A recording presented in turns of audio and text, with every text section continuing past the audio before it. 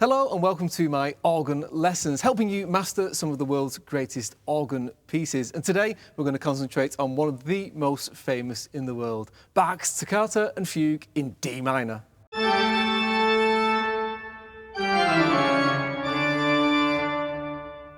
This video accompanies the digital score, which includes the full music with fingerings, pedalings and lots of tips as well as a blank copy of the music so you can add your own fingerings and pedalings and whatever else you need, registrations or such like. And also you get all the exercises I'm going to show you as well, and many more than are contained in this video.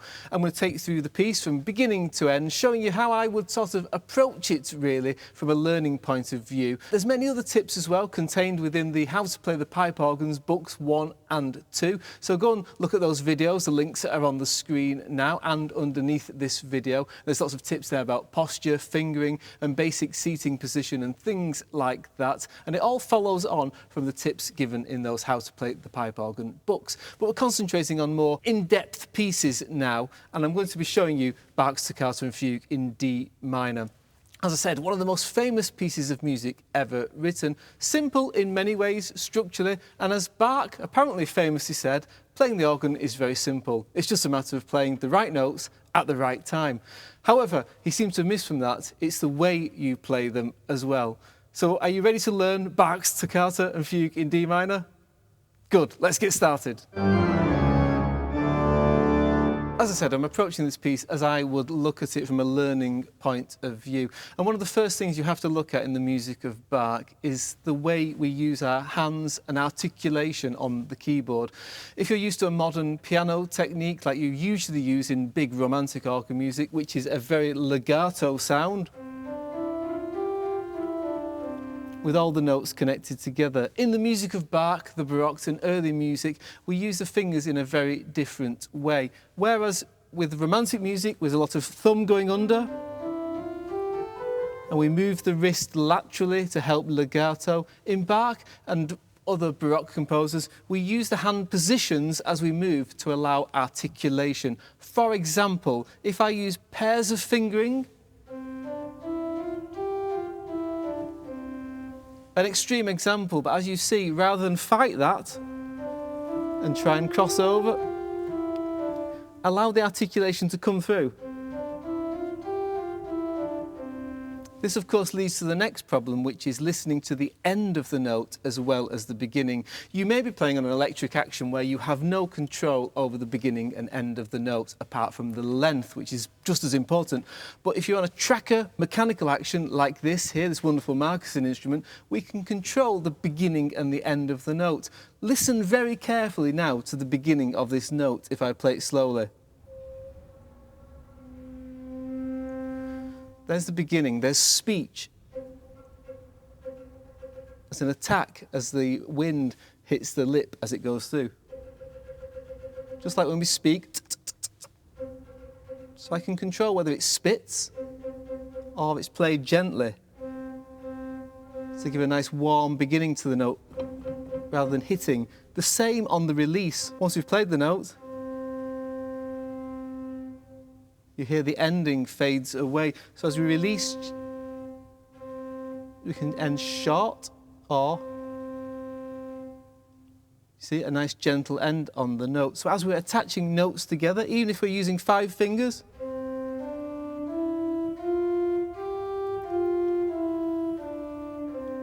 or a good exercise is to play with 1 finger.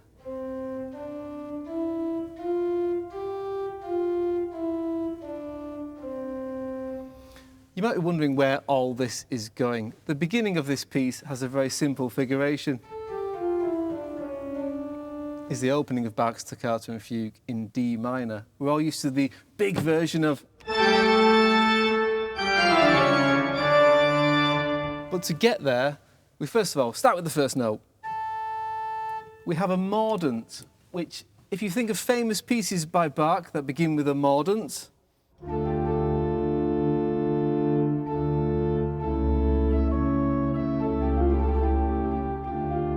a very expressive mordant. However, in the Toccata and Fugue in D minor, it's more arresting, an attack. And we want it to make it sound like it begins on the downbeat. you want that feeling. It's not... It's written as a mordent with a line through it. So begin and think of the harmony.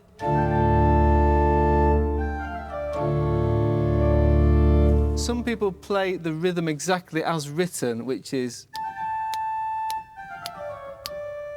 sort of gives you a... It sort of simplifies it in a way. You have to remember, many people disagree about whether this piece is actually by Bach or not. Maybe it's a transcription of a violin piece, maybe it's by somebody else. From the manuscript source we have, it's very variable in the note lengths. What I prefer is the mordents, then there's a rest, listen to the acoustic. So we feel that C sharp as an interesting part of the harmony. Back to the fingering for this. You might want some strong fingering, 3s and 2s, which then brings us back to our 5-finger exercise, which you've got all these in the book. Start by doing pairs.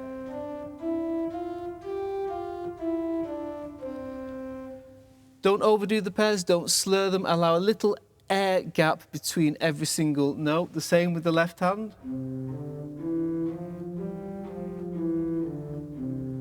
And you notice the hands are moving sideways, the wrist moves just to allow the fingers to all be the same length on the keys, and the arms aren't directly involved, they're just passive in all of this. The finger movement is mainly from the knuckles, and we use that again at the beginning. That's covered in your 2 fingers, and then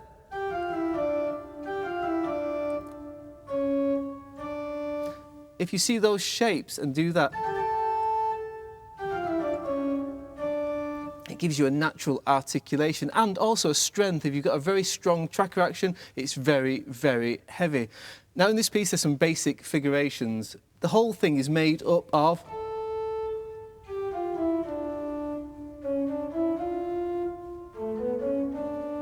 they're the shapes you get all the way through this. So I've given you exercises in the book to cover those shapes with all the fingerings and how you will use them.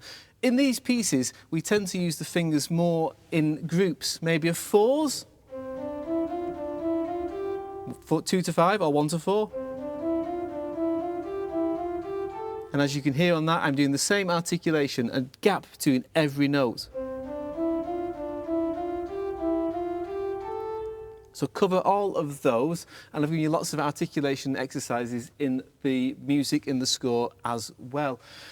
Once you get to the bottom of this, we get the next figuration, which is an octave lower. Same again. Allow silence. Straightforward. Same again at the bottom. Then we get the first pedal note and a spread chord. Slowly at first, leading to the downbeat 1 to a major chord. That's the very opening of this piece. It seems quite straightforward in many ways, but there's lots of little things going on, and they will all come together as we go along. Next figuration is this sort of cadenza passage. Again, I'll give you some finger exercises for this. I tend to use 2s, 3s and 4s for this because of the shape of it, but if the finger exercise I've given you is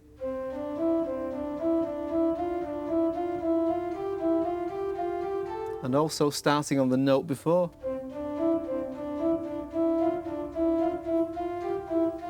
And as you'll hear, the downbeat always has the longer note to give more weight. Following on from this, we move up this passage. We have 2s in pairs there. Now in the Baroque period, they didn't necessarily have a way of writing a triplet so that there was a quaver, semiquaver, an 8th note and a 16th note. So instead of writing, they would just write a 2, and you can do an inégal if you like. It naturally happens.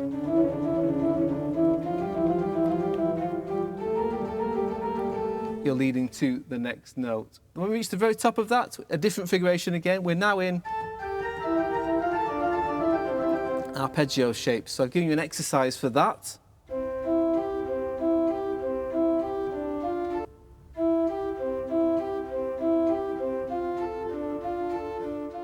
But these on the way down, so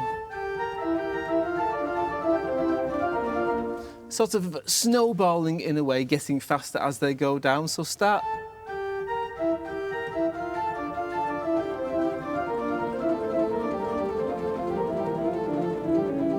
to your pedal notes, and a quicker spread chord this time.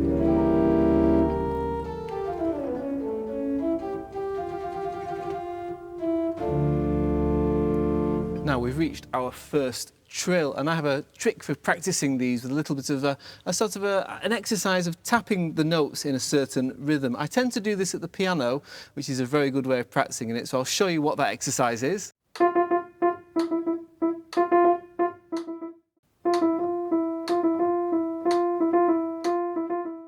When I'm practicing these things, you sort of need to practice them at the organ because of the lengths of notes. Playing them on the piano is great as well because it gives you the finger movement and some exercise for your muscles as well. But you don't get that length of note, how you end a note as well. I practice on quite quiet stops. You want good harmonic content and a certain brightness. Here, I've got an 8-foot principal, which is nice and clear, but you might want a 2-foot with it,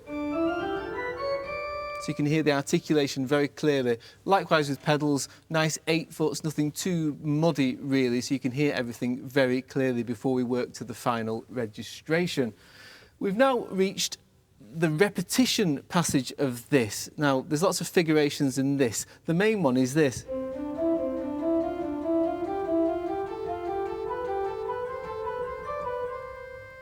And also, you might be wondering how they fit in, but they are actually. That's in the minor. All the exercises go through every key, so you will naturally cover everything in this piece. And going back down.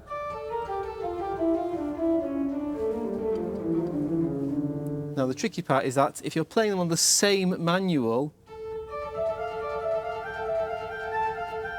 you want to give them shape. A longer note sounds louder on the organ. You don't want to be too long so it sounds slurred. There still needs to be an articulation. And certain beats you want to be stronger, first, third beats maybe. So. And this is almost like in the left hand, this A, it's almost like the crossing strings on a violin really.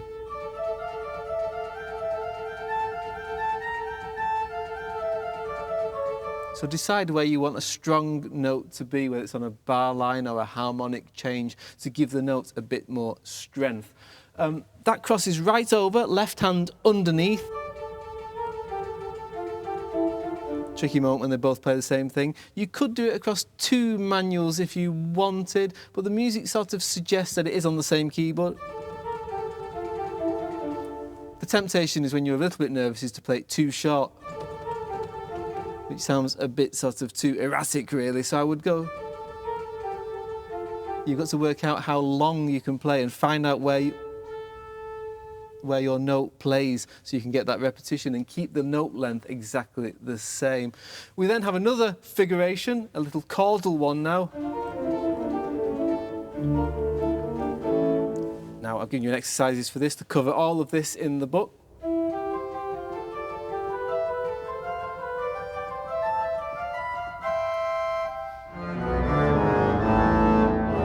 At this point, the pedal enters, and we have the same articulation ideas. There's a lot of scalic and arpeggio figurations in the pedal, so choose something very clear here. 8 and 4 principles here are very clear. You could couple through your manual sound. I'll leave the 8 and 4 on pedal. Now, the same thing again. People often say in Bach, you just use your toes. This is correct for many reasons. In this piece, there's no reason not to use your toes because of the figurations. You wouldn't start playing with your heels, really. You would always play with your toes. It's sort of a natural thing to do, and especially all these little figurations. They make more sense, but also it gives you the articulation, just like the manuals, working again in some pairs. I've given you these exercises. So going upwards, the left foot is on the strong beats, so it's strong, weak, and then the right foot, strong, weak. Through all keys. And allow the natural articulation as you move pairs of feet. Keep them next to each other.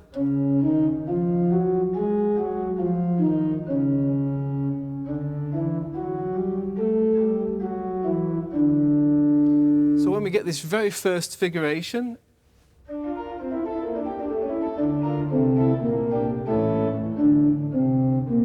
so the C becomes the beat because D, articulate.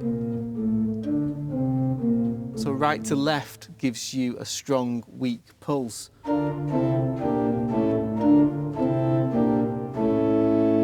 that natural length will be there when you play. One of the most awkward parts is this diminished seventh part we reach in a moment.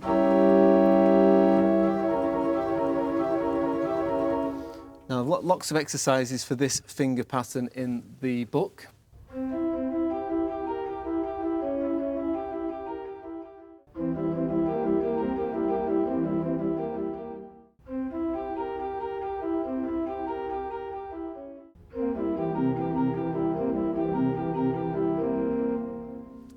Again, you'll go with hand positions. So the very first hand position is that chord.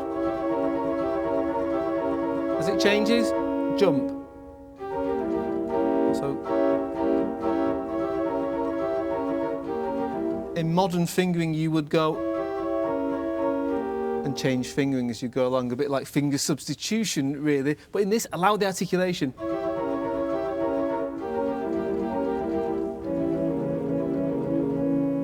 And that gives you a natural articulation again. We reach the final part of the piece, into the pedals again.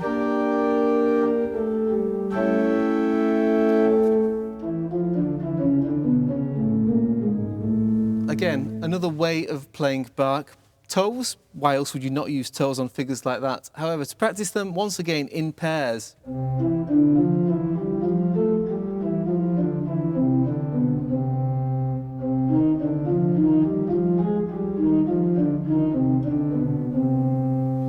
Bach tends to be quite limited in the shapes, and so you can learn them very quickly of how to make them work. So that then figures to this. And now another figuration, this arpeggiated figuration. It's quite a common one. So the exercise I do for this is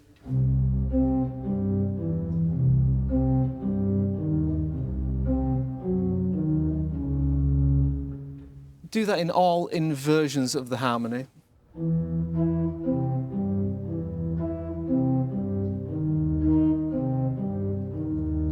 You'll find that a common shape in Bach of having to jump with one foot, especially to give your right foot onto a beat or your left foot onto a beat as well. And then we've reached the fugue. Now, we should speak a little bit about registration because that's what gives us our sound, really. At the very opening of this piece, you want quite a big sound. So you might want to start with 8 foot, principle. Always play as you go along and listen to the sound and how they mix together. You might want the 8-foot flute to warm it slightly. 4-foot flute, as long as the flutes don't rob the wind from the principles. 4-foot principle to go with the 8-foot principle. 2 2/3 to increase the harmonic content of the 8s. 2 foot for brightness, then mixture to add the rest of the harmonics. You might also want trumpets, 8, 4, depending on the style of organ. If it's a very English tromba warm sound, you might not want those. You might want to keep it. Now, it's whether you use 16 foots or not. Some people disagree about that. Depends if you want to hear the lower octave or not. I quite like it on the right style of organ if the mixture balances it out. You might also then add something from the swell through to it. So if we couple the swell through, the swell we might use the same thing. So we'll just have 8/4 principal flute, 2 foot, 2 2/3, mixture, reeds, 8, 4, and if that's coupled through, you could also add something from the positive 8/4-2 mixture as well. But then we go to the pedal, because you want the pedal. You might want to couple everything through. If you've got a big instrument like this, you'll have quite an independent pedal, so start with 16-foot principal flutes, add 8s, 4 foots, mixture, and then reed. You might have a small bassoon type reed or a pizarron. Probably the bigger one. also want to couple through the manuals. Great to pedal, not too much, spell to pedal instead, and then of course if we have a bit of positive as well, then we could do this. Pedal. Quite a nice full sound. You could play everything on the same manual and on this sound. So at the beginning, you could just begin. Stay on the great. Or you could swap to a second manual, or positive. Then back to the great. I've included lots of options in the actual score so you can see what I do in the performance, which will be taking place at the end of this video.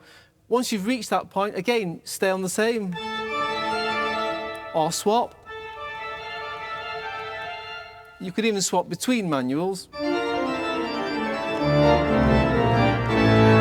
to create some echoes, add stops, take them away as you see fit.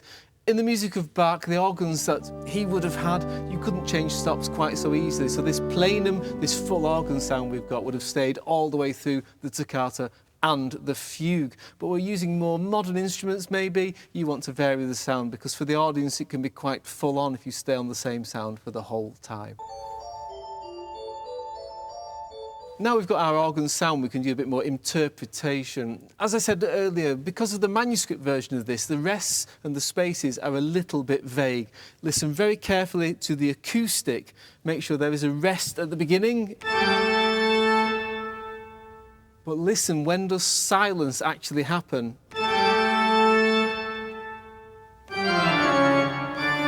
If you wait for silence just as a note is about to disappear into the acoustic, it'll be much less in a hall like this. In a big church, you've got even longer. But just play with that sound. Remember, if you're playing, you've almost got a note held.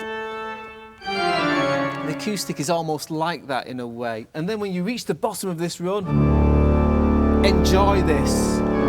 It's painful.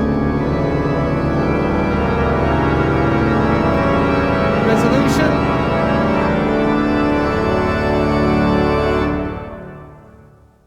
Sounds, yeah, just wait for that very sound to disappear before you continue. In a big church, as I say, you've got a lot of time. It then continues a little more in tempo. It's very sort of Stilus Fantasticus, North German style, this piece. Lots of improvised sections, really. Make it sound like that, but make sure the notes react to the harmony, really. The whole beginning of this piece in D minor. Nothing really happens.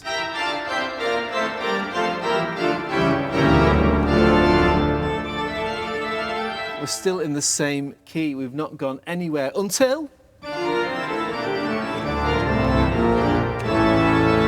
we suddenly get a dominant. So there's a change there. But the most interesting part is coming up.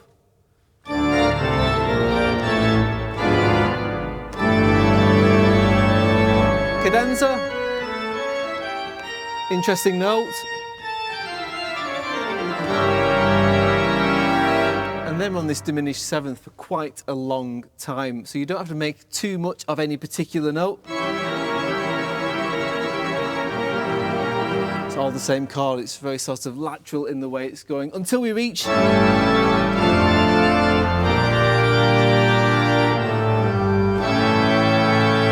dominant, pedal cadenza.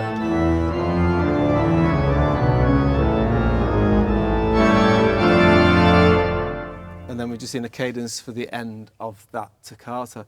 This then leads into the fugue, which is more rhythmic and in tempo, less sort of improvised, really. And again, we go back to the figurations I mentioned at the beginning. And this happens with another note at the same time.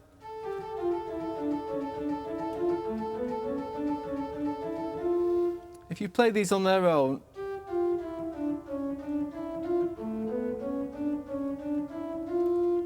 so as I showed you those figurations we've already played, the scale figurations, the exercises, I've all prepared you for the finger figurations that are already contained in this.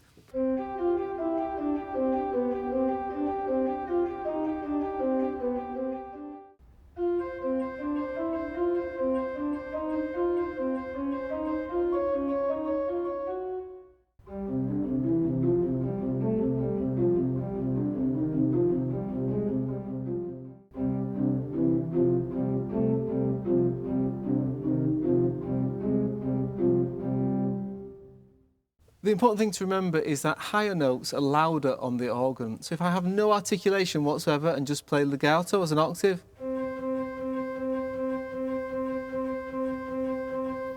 it sounds like the higher note is louder.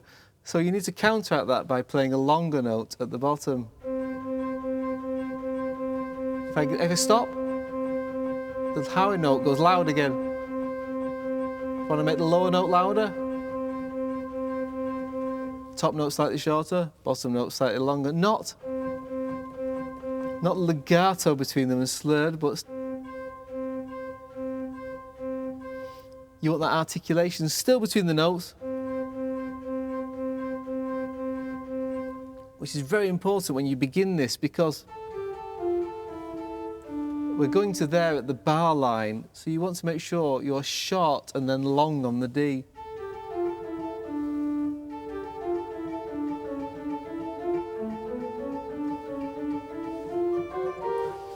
It's the same with the right hand, and then we have this figuration of... Now, if you were playing that on a piano, you would use sort of this rolling wrist motion, which evens everything out. But we don't want that. We want to use the pairings.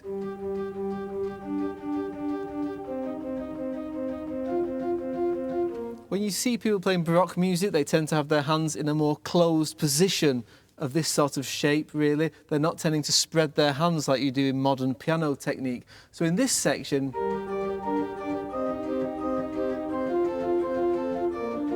move, position. As you see, it's all hand positions as you gradually move to them to give the shapes to the music. We then have them in pairs, like we've already shown. Again, you're going to have to give articulation. So if they're all the same length, then pair them. And then bring them together to suit the right hand. I've also done that as an exercise like this.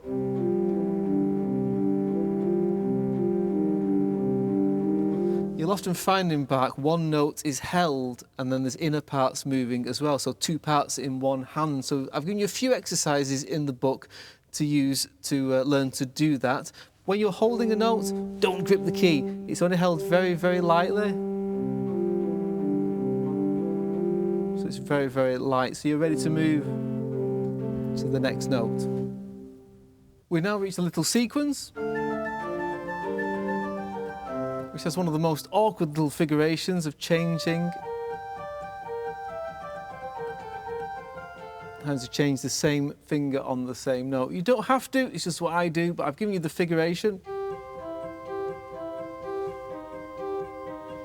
So you can use that exercise, and that's all written out in the book. And then again, in the left hand, there's a figuration very, very similar, where you change fingers on the same note, which happens here.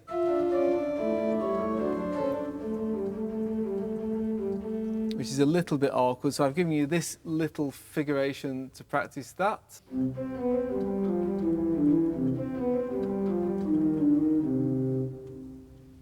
And then we're at the point where the pedals join in. And now, so far we've done paired feet, really, but what you need now, the right foot tends to stay on the same note and the left foot tends to move. So we have this idea.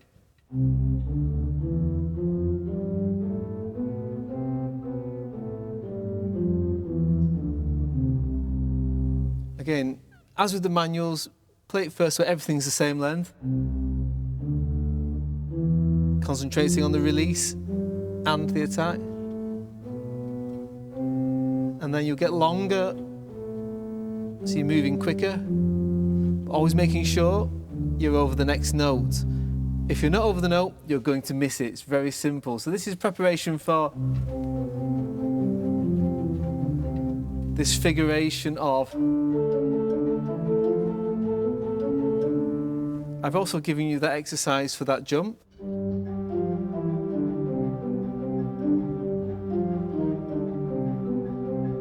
To practice these, make sure that you do them feet separately, but make sure your feet are in the right place.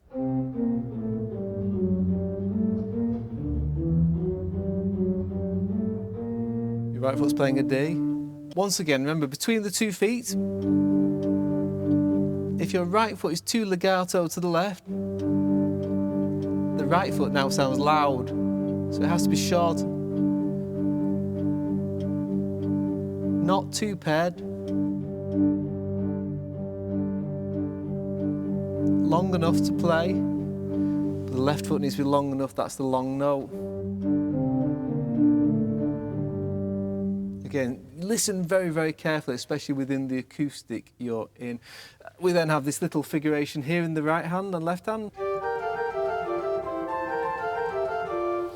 Show intervals, big jumps. Don't feel you have to make them legato.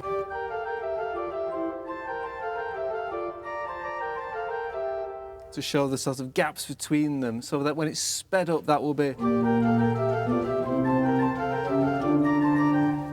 And that gives you sort of lots of shape between those jumps as well.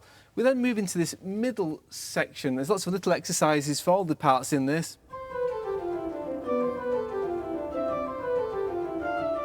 Five fingers you'll need for that, but listen to the articulation. All the exercises are in the book for that one. And then we arrive at this part which you can do an echo effect.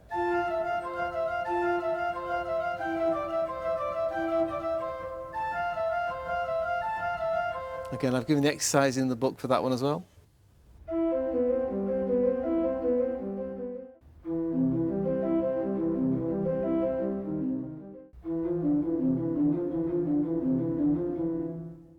So far we could have used a very basic registration. I tend to begin the fugue on this, say the positive or something, and then move to the great.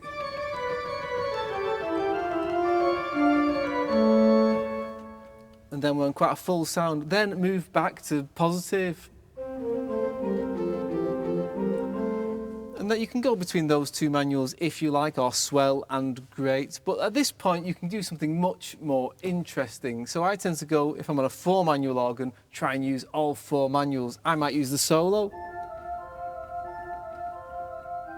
But what you might want is a gapped registration. So say you've got an 8 foot.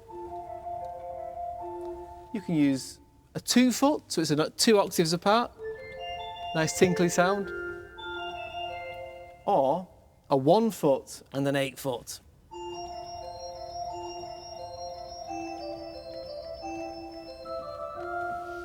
Gives you a nice contrast between the sounds. So you could have a flute on the great, maybe. I've given a suggestion in the score for you of how I would do it for 2 manuals, 3 manuals and 4 manuals as well. You can use that all the way along, but as you get very low down, flutes are a little too wishy-washy really, so what you want is some principles. You might want 8 and 4 on both. You can just stay on 1 manual if you want to, but I tend to end up on the positive so that I can do this. And then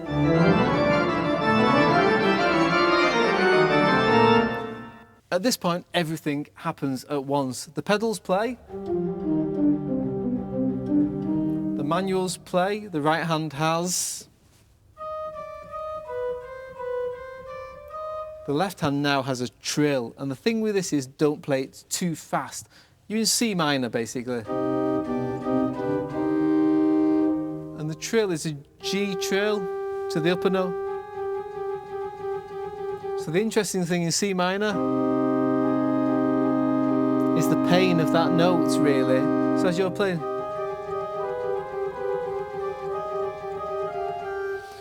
I've shown you the trill exercise already. It's the same thing again. It's almost a triplet speed, really, when you listen to it. You want to highlight this sway between G and A flat. If it's too quick, it sounds a bit like a doorbell trill. It's a bit too nervous, really. You want just this wavering.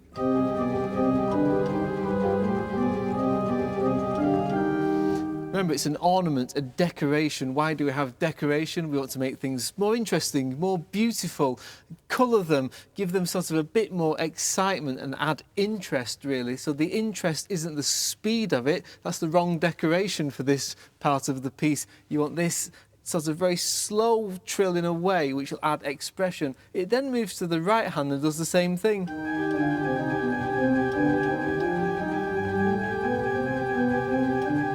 It's almost independent of all your other hands. Make sure it is an independent trill. So when you hear this in context,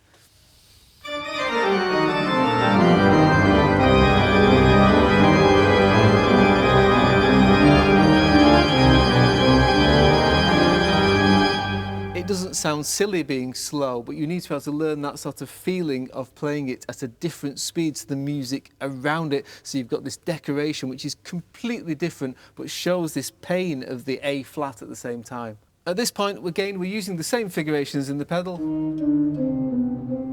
Lots of scales, paired feet, which gives you a natural articulation. Very simple. The manual parts, I've given you all the fingering, so that will give you all the natural shapes for all of that.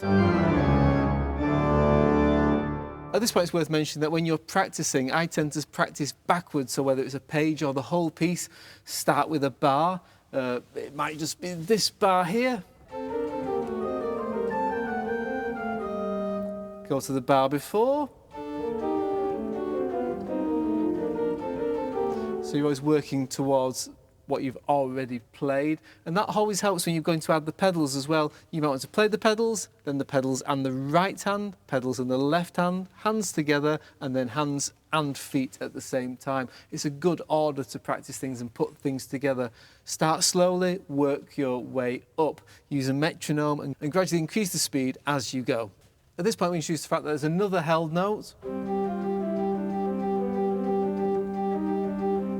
You might want to cover that. I'll give you the exercise for that as well. And there's also quite an awkward little arpeggio in the left hand, whereby you have to put your finger over. In context, there, it's quite an easy one to miss because of the awkward figuration of that. I tend to play it when we get to this big bit, the low D on the pedal. You can stay in the middle D, but I think it adds interest. All the other figurations are what we've covered already, and hand shapes, and then we reach this amazing cadence. And all the things we've reached so far are here again. Figurations of 4. They're all leading.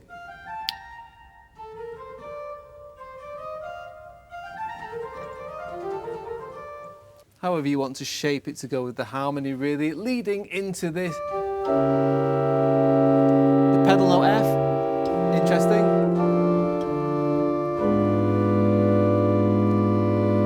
Again, pairs. All sort of improvised. And again, more upbeat figures.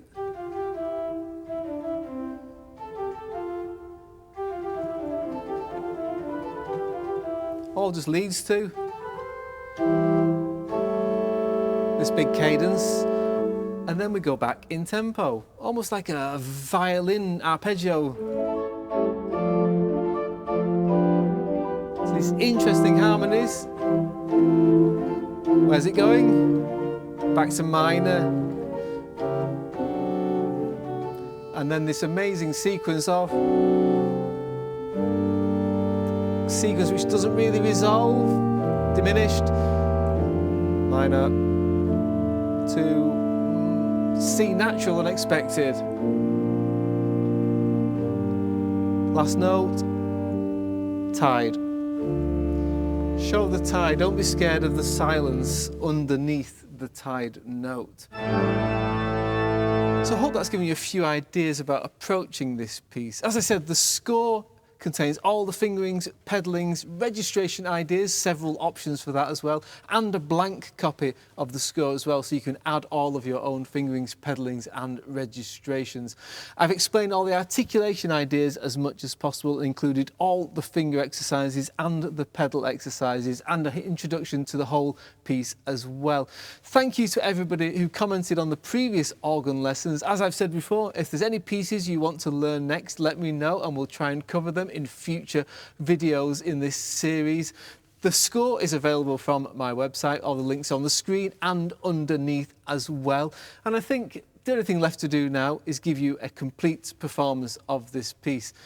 As I said, there are many options. You can use modern fingering, old fingering. It's the ideas and sounds. It's not necessary to use them all the time, but use the essence of them and the idea of them to educate what we're playing. This is a modern concert hall with a modern instrument built in the style of an old instrument as well in many ways. And what we can do is bring everything together and try and create a modern performance, because in the end, the most important thing is the music. So I hope you enjoy this. This is Bach's Toccata and Fugue in D minor.